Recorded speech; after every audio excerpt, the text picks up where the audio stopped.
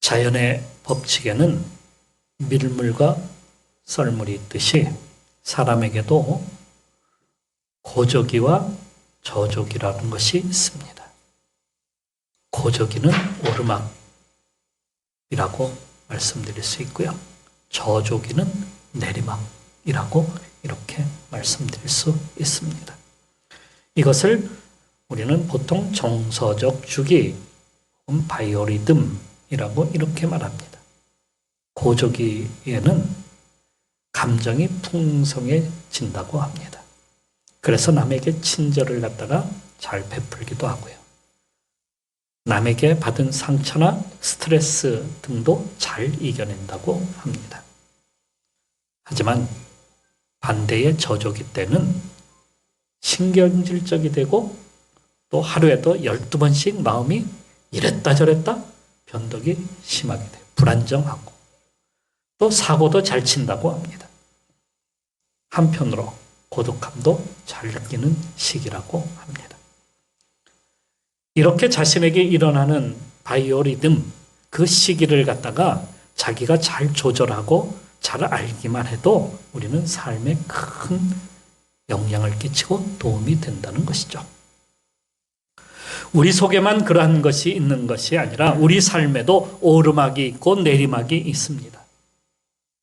저는 오르막을 풍년이라고 이렇게 말씀드리고요. 내리막을 흉년기라고 이렇게 말씀드리고 싶습니다. 내 인생의 풍년기는 어느 때였을까? 내 인생의 흉년기는 없었을까? 인류에게도 주기적으로 일어나는 그러한 일들이 있습니다. 그 중에 전염병이 있어요. 이것은 잠깐 일어나기도 하지만은 그러나 오늘날처럼 팬데믹과 같이 세계적으로 유행하는 그러한 질병이 되어서 세상을 갖다가 충격에 빠뜨리기도 합니다. 알렉산더 대왕이 세상을 갖다가 정복하려고 나섰다가 32살에 청춘이죠, 우리로 말하면. 젊은 나이에 세상을 떠나고 말았습니다. 그가 죽은 병명은 말라리아로 알려지고 있어요. 말라리아는 보통 모기에 의해서 옮겨지는 질병이다. 이렇게 알려지고 있습니다. 미국과 일본이 싸운 그 태평양 전쟁 때에도 많은 군인들이 말라리아로 목숨을 잃었습니다. 우리나라 6.25 때도 말라리아가 굉장히 극성을 피웠어요. 이때에 우리 사람들이 맞은 사람들에게 뿌린 것이 있는데 그게 무엇이냐면 DDT라고 하는 약품입니다. 저도 어릴 때 DDT를 맞은 적이 있어요. 주사로 맞은 것이 아니라 그냥 온몸에다가 그냥 뿌리는 거예요. 하얗게. 그래서 하얗게 변합니다. 마을마다 차를 동원해서 막 하얀 거 뿌리고 다니잖아요. 그러면 아이들이 막 쫓아가요. 좋다고 쫓아가요.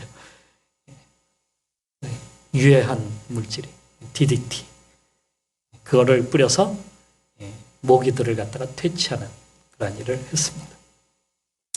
14세기에는 패스트라고 하는 것이 세상에 나타나서 세상에 사람들의 목숨을 빼앗아갔는데 당시에 인구의 3분의 1이 죽어 넘어졌어요. 패스트로 인해서요. 잔다르크가 활동했던 100년 전쟁 때에는 이질이라고 하는 질병이 발생을 해갖고 많은 군인들이 죽어 나갔습니다. 이건 주기적으로 나타나서 인류를 갖다가 괴롭히는 질병들입니다. 이 밖에 나폴레옹을 패배로 몰고 간 장티푸스 질병이죠. 유럽을 공포로 몰고 간 매독이라고 하는 질병. 이러한 모든 것들은 사실 병원균이라는 그러한 균에 의해서 옮겨지는 전염병입니다. 인플루엔자라고 하는 독감이라고 우리가 보통 이야기하는 인플루엔자.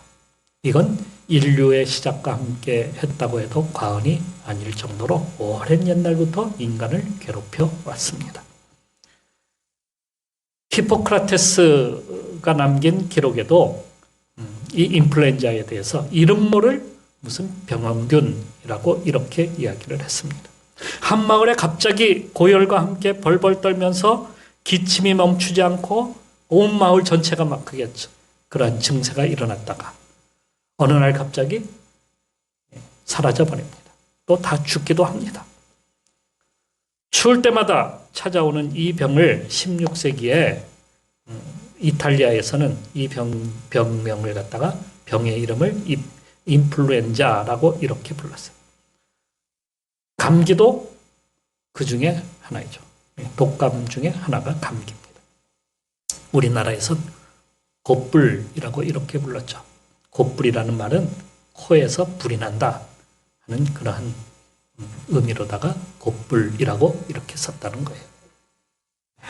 인플루엔자균이 사람들이 발견한 것은 19세기. 이것은 병원균보다도 더 아주 작은 보이지 아니하는 바이러스라는 것으로부터 시작이 된다는 것을 알게 되었어요. 하지만 이 세균을 없앨 수 있는 방법은 없어요. 이것은 사람의 목과 비강의 목에 막 이렇게 와서 이렇게 붙어가지고 나중에는 중이염, 기관지염 이런 것으로 발생을 시킵니다. 1차 세계대전 때인 20세기 초에 스페인 독감이 발생을 했어요. 그 당시에 세계 인구의 5천만 명이 죽었어요. 걸린 사람만, 이 병에 걸린 사람만 당시의 인구가 18억이었는데 9억 이상이 이 병에 걸렸었다고 합니다. 그 중에 5천만 명이 죽었어요. 이 죽은 5천만 명도 1차 세계대전 때에 그 전쟁으로 인해서 죽은 숫자가 802만 명이었는데 거기보다도 6배 이상이나 많은 5천만 명이니까 6배 이상이나 많은 숫자가 전쟁에 그 총알에 맞아 죽은 것보다 더 많은 사람들이 이 병에 걸려서 죽었다는 겁니다.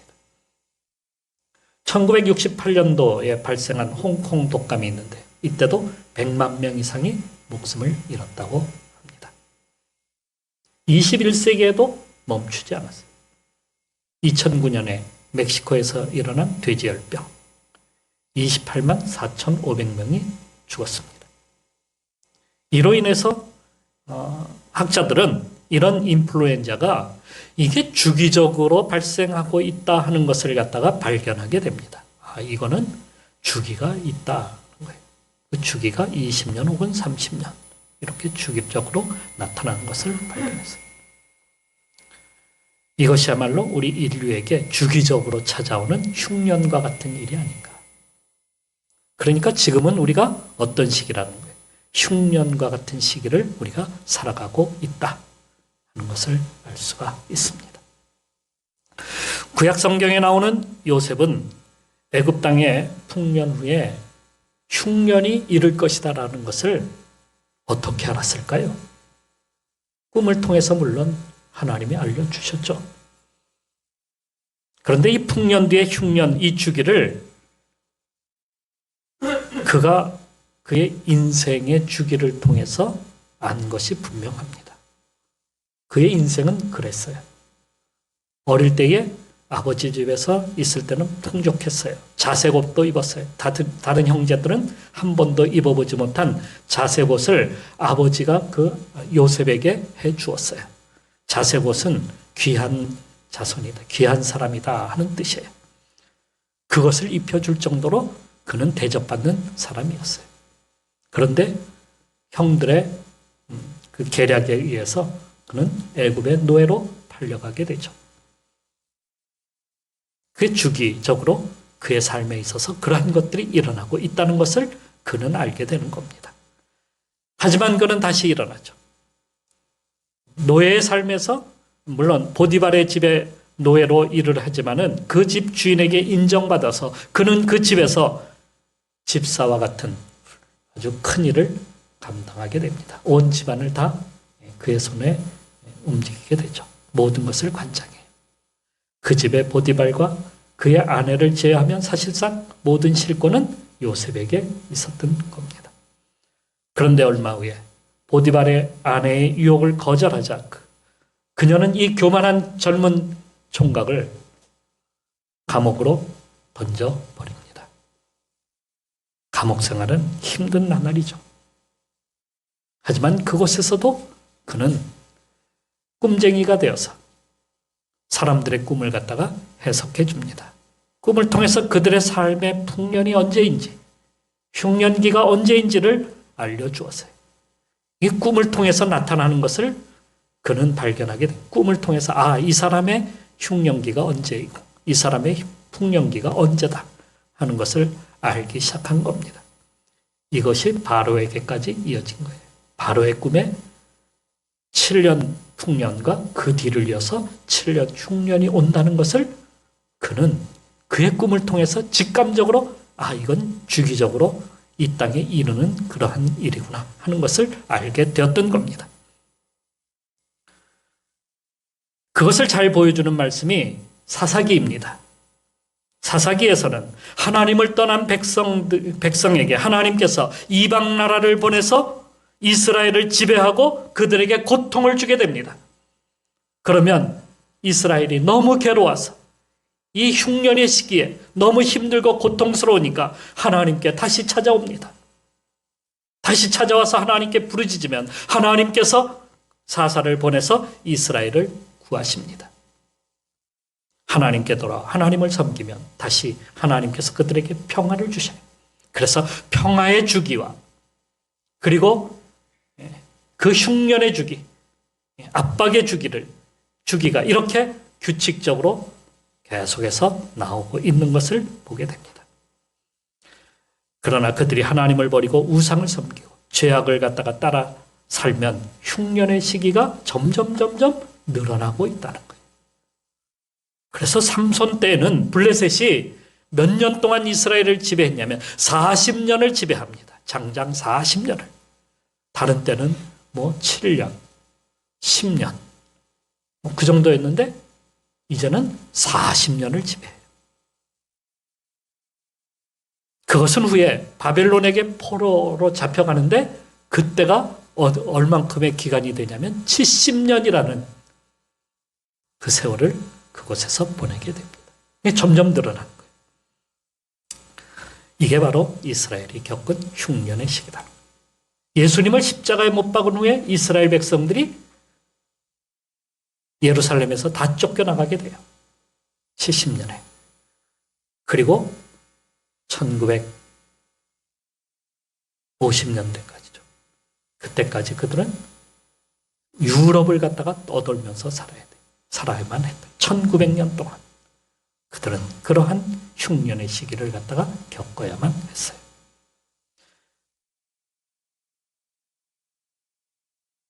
이렇게 이스라엘에게 찾아온 흉년의 주기는 이 흉년기는 자연재해라고 볼 수가 없어요.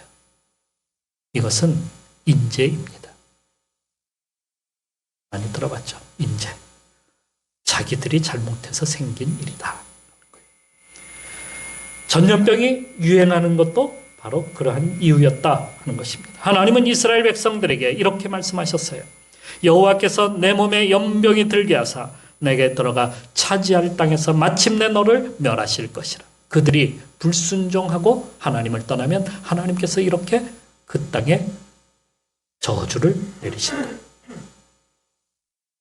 실제로 전염병에 걸려서 죽은 기록들이 여러 곳에서 나옵니다. 민수기 16장 고라를 따르던 그 무리들이 전염병에 걸려서 14,000명이 그 자리에서 죽었습니다. 민수기 25장에 바알과 부올의 사건으로 이스라엘 백성들이 24,000명이 전염병에 걸려서 죽고 말았습니다. 사무엘하 24장에 다윗이 인구조사를 했는데 하나님의 명령을 어기고 그러한 일을 행했어요. 그때 하나님께서 전염병과 전쟁 둘 중에 택하라. 전염병 택하겠습니다. 전염병이 하루아침에 7만 명을 죽게 만들었습니다. 실제로 이스라엘 땅에는 그와 같은 일들이 자주 일어났어요. 그것뿐만 아니라 이스라엘 땅에 비가 3년 반이나 내리지 않았던 아합 왕 때의 그 기근, 3년 반이나 비가 내리지 않았답니다. 그것은 무엇 때문이었을까요? 하나님을 떠나서 바알을 갖다가 자기의 신으로 섬기는 거예요. 바알이 비를 가져다 주고 바알이 풍년을 가져다 준다는 거예요. 그들은 하나님을 시험한 겁니다. 결국에 3년 반 동안 비가 내리지 않아서 모두가 죽음의 문턱까지 내려가야만 했던 때, 그때가 바로 아합 왕 때의 3년 반의 기근이었어요. 그런데 그들에게도 풍년의 때가 있습니다. 언제일까요? 하나님께 돌아와 하나님을 섬기면, 하나님께 기도하면 하나님께서 그러한 때를 주시는 겁니다.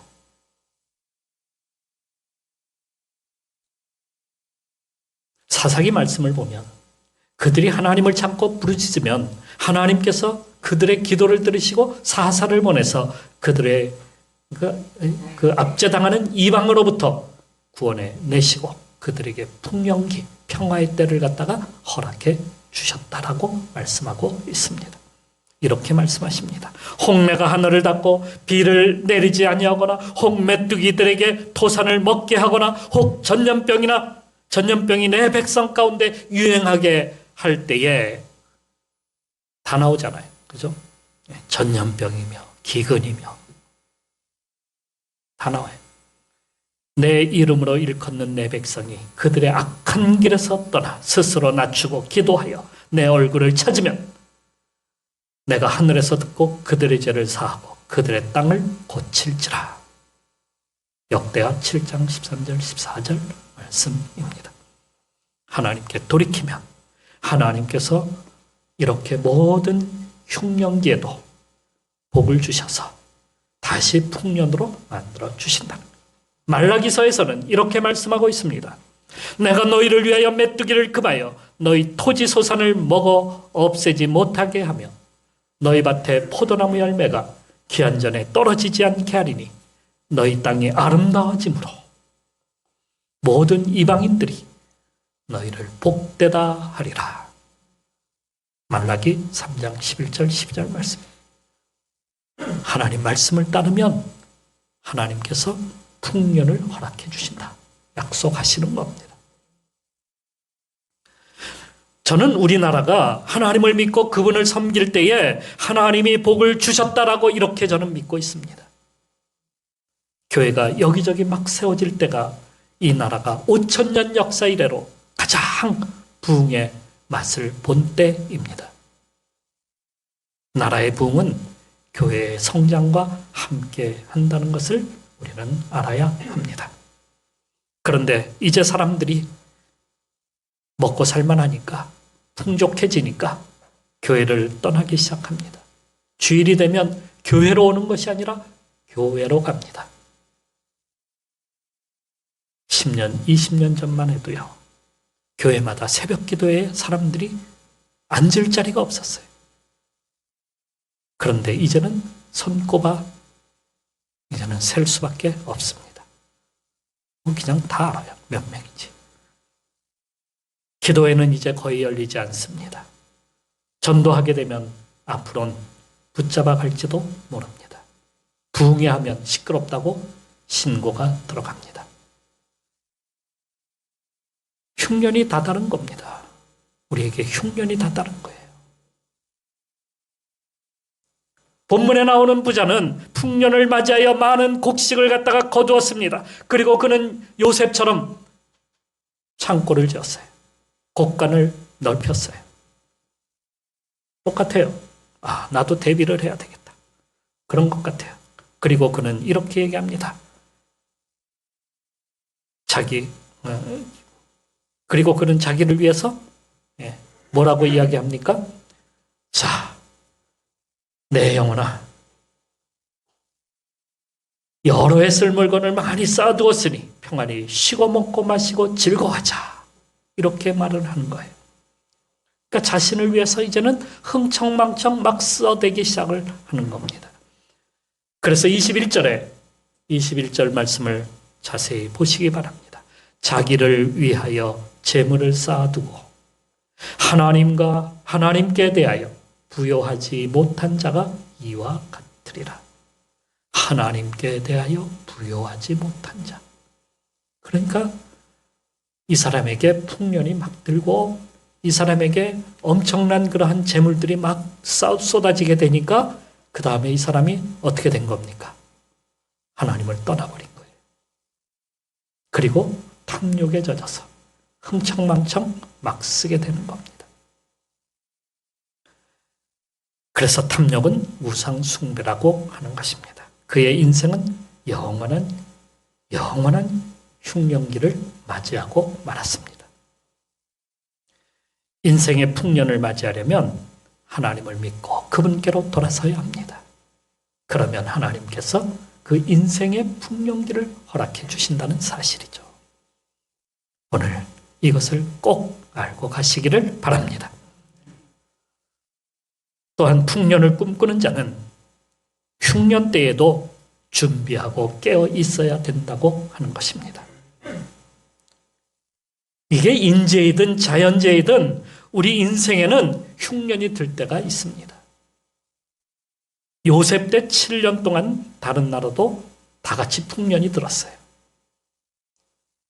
많은 것을 갖다가 거둬들이자 사람들은 흥청망청 모든 것을 낭비하기 시작합니다. 곡식으로 술을 만들어 마시기도 하고요. 남아도니까 적국에도 곡식을 갖다가 막 갖다 주면서 은혜를 베풀어 줍니다. 또 그것으로 집을 사고요.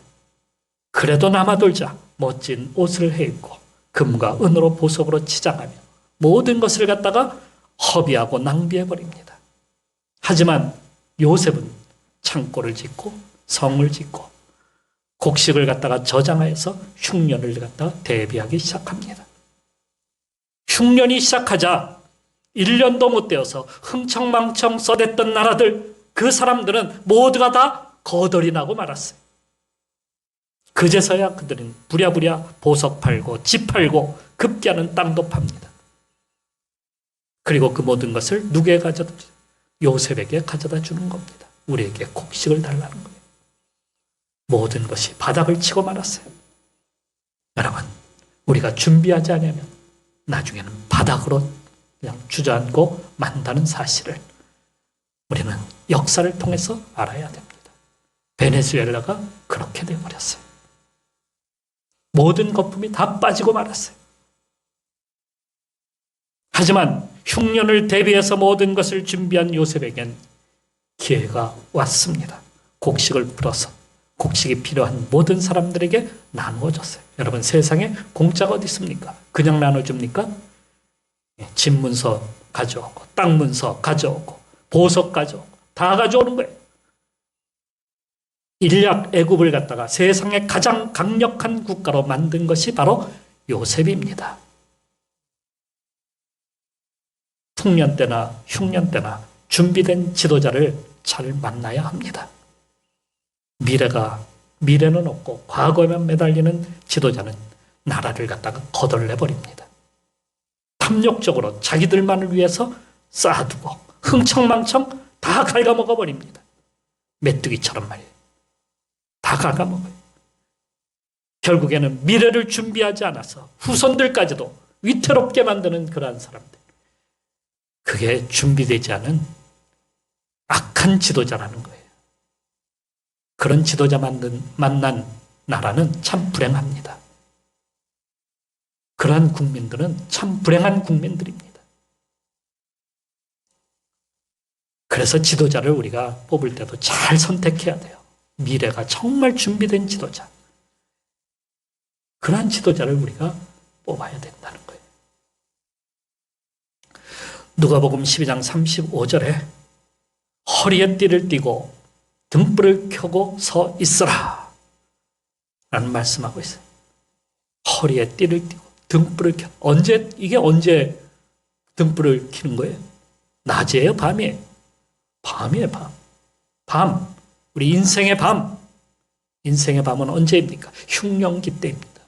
그때도 등불을 켜고 깨어 있으라 하는 거예요. 허리에 띠를 띠라 하는 겁니다. 풍요로운 낮이 지나고 깜깜한 흉년기가 들어왔을 때 성도의 자세가 바로 이래야 된다 하는 것입니다. 신랑의 잔치에 기름 준비한 5 처녀와 준비하지 않은 5 처녀가 있었습니다.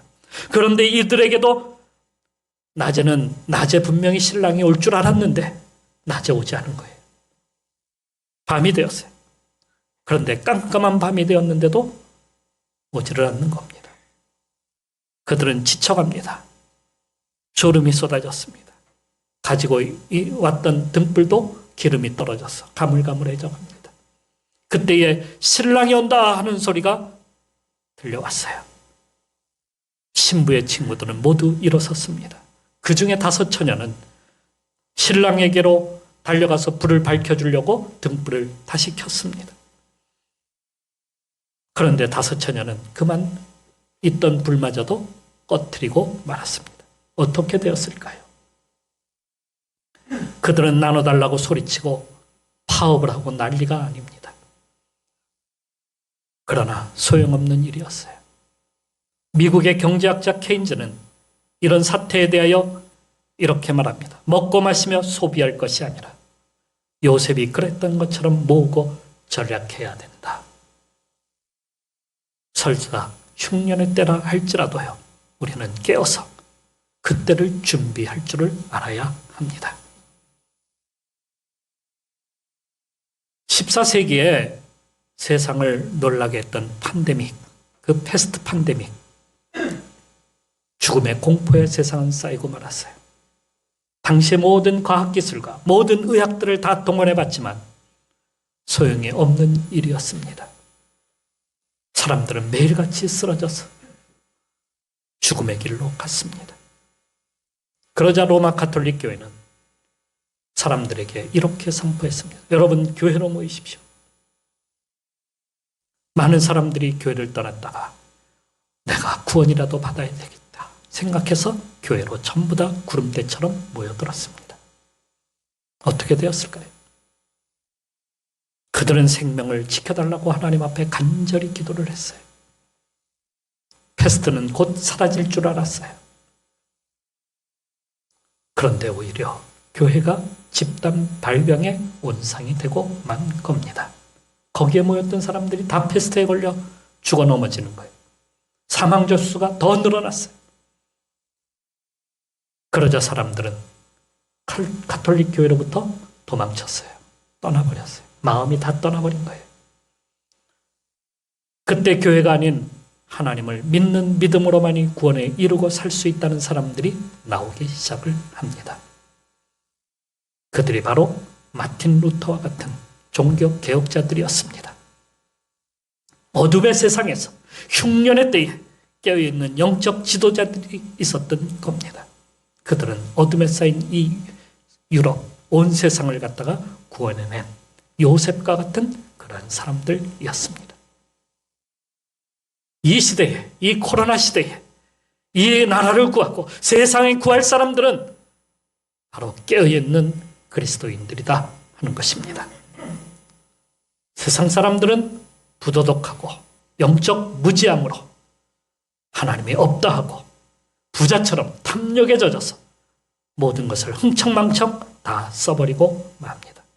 이들을 따라가면 이 시대는 소망이 없습니다. 하지만 소망은 절망의 토양에서 일어나는 법입니다. 흉년과 어둠에 쌓였다 할지라도 우리가 하나님을 믿고 깨어서 준비하고 주어진 시간들을 정말 주님께 나와서 간절하게 기도하며 나의 인생을 주님께 드린다고 한다면 반드시 흉년이 아닌 풍년을 맞이하게 된다 하는 것입니다. 이 시대를 새롭게 할 사람들은 누구이겠습니까? 이 시대에 소망을 줄 수 있는 사람들은 누구이겠습니까? 오늘 여러분과 우리 교회가 되기를 주님의 이름으로 축원합니다.